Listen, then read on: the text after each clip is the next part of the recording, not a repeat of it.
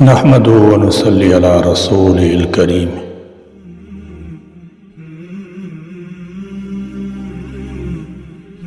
اللہ تبارک و تعالیٰ کی رحمت اور سلامتی نازل ہو اس ذات پر جو تمام مخلوقات میں سب سے زیادہ اعلیٰ اور افضل ہے، یعنی نبی آخر زمان حضرت محمد مصطفیٰ صلی اللہ تعالی علیہ وسلم پر، کہ آپ صلی اللہ تعالی علیہ وسلم کے صدقے ساری کائنات کو وجود ملا۔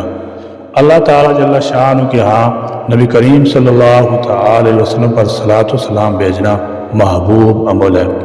قرآن کریم میں اہل ایمان کو اس کا حکم دیا گیا ہے۔ اللہ تعالیٰ اپنے محبوب رحمت للعالمین پیغمبر صلی اللہ تعالی علیہ وسلم پر رحمت نازل فرماتے ہیں، اور ملائکہ بھی آپ صلی اللہ تعالی علیہ وسلم پر درود و سلام بھیجتے ہیں۔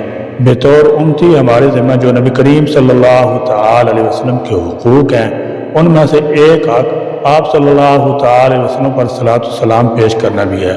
اسے ادا کرنا جہاں حکم خدا کی تعمیل ہے، وہ آپ صلی اللہ تعالی علیہ وسلم سے محبت کا اولین تقاضا بھی ہے۔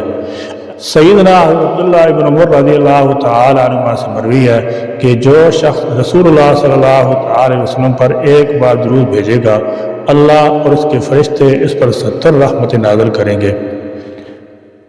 سیدنا حضرت ابی بن کعب رضی اللہ تعالی عنہ فرماتے ہیں، میں نے عرض کیا یا رسول اللہ صلی اللہ علیہ وسلم، میں آپ پر کثرت کے ساتھ درود پڑھتا ہوں، میں اپنی دعا کا کتنا حصہ آپ پر درود کے لیے مقرر کروں؟ آپ صلی اللہ تعالی علیہ وسلم نے فرمایا جتنا تم پسند کرو۔ میں نے عرض کیا 1/4 حصہ۔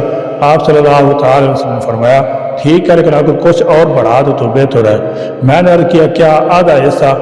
آپ صلی اللہ تعالی علیہ وسلم نے فرمایا ٹھیک ہے، لیکن اگر کچھ اور بڑھا دو تو بہتر ہے۔ میں نے عرض کیا 2/3 حصہ۔ فرمایا اس میں بھی اضافہ کر دو تو بہت بہتر ہے۔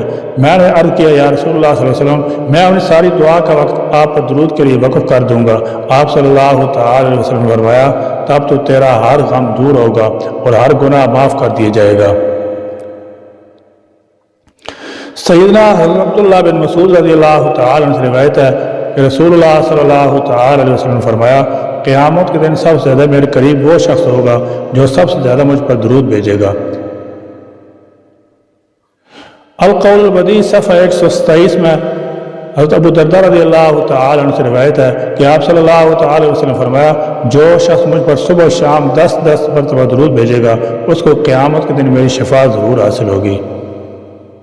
ابراہیم روافع بن ثابت رضی اللہ تعالی عنہ روایت ہے کہ نبی کریم صلی اللہ تعالی وسلم نے فرمایا جو شخص محمد یعنی مجھ پر درود پڑھتے ہوئے یوں کہے اللہم انزلہ المقعد المقرب عندک یوم القیامہ، اے اللہ حضرت محمد صلی اللہ تعالی علیہ وسلم کو قیامت کے دن اپنے ہاں قربت کا مقام عطا فرما، تو اس کے لیے میری شفاعت واجب ہو گئی۔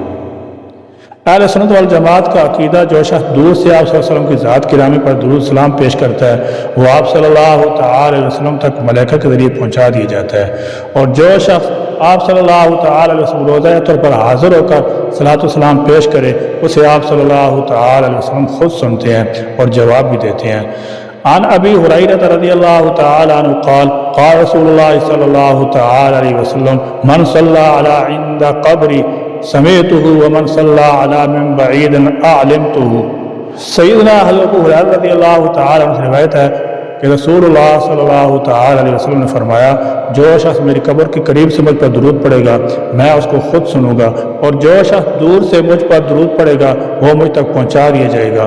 اس حدیث پاک سے ثابت ہوتا ہے کہ اگر کوئی قریب سے صلاۃ و سلام پڑھے تو حضور علیہ الصلاۃ والسلام خود سن لیتے ہیں، اگر دور سے پڑھا جائے تو پہنچا دیا جاتا ہے۔ اس سے آپ علیہ الصلاۃ والسلام کی حیات فی القبر بھی ثابت ہوتی ہے، اور دوسرا حدیث کا جملہ من بعید اعلمتہ سے آپ صلی اللہ تعالی علیہ وسلم کے بارے میں اہل بدعت کے عقیدہ حاضر ناظر کی بھی نفی ہو جاتی ہے کہ آپ صلی اللہ تعالی علیہ وسلم ہر جگہ حاضر ناظر ہوں تو پھر صلاۃ و سلام پہنچانے کا کیا مطلب ہے؟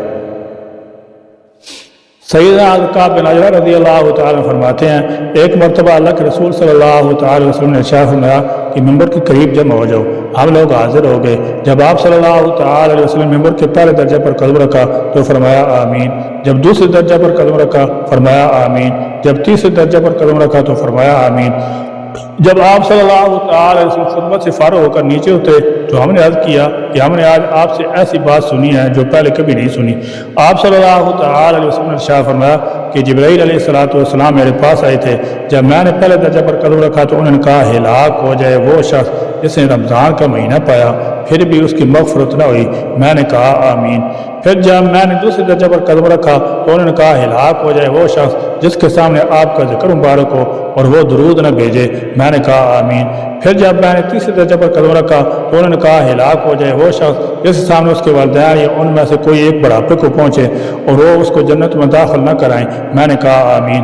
سید الملائکہ کا بدعا کرنا اور سید الانبیاء سید الخلائق کا اس پر آمین کہنا قبولیت کے کتنے قریب ہوگا، اس میں تو شک کی گنجائش بھی نہیں ہے۔